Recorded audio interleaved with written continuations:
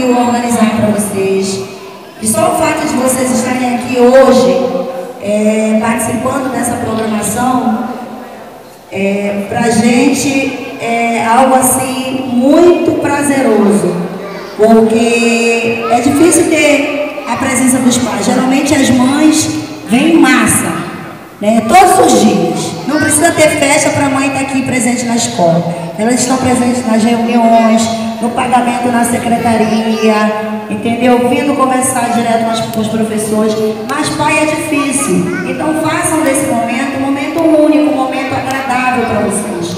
Curtam os filhos de vocês, porque mais tarde eles vão crescer.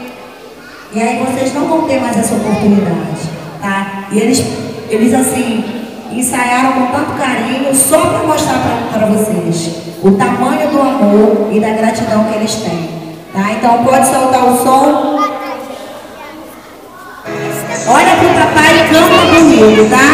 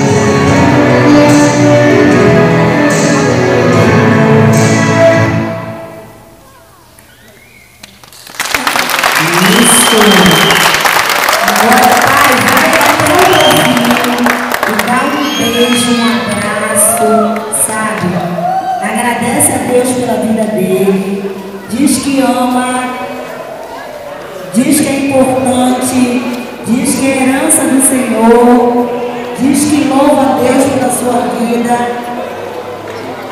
diz que é maravilhoso. Isso, abraça.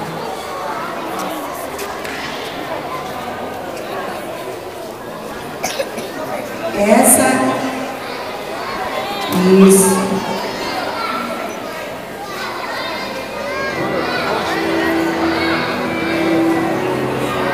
Professores aqui.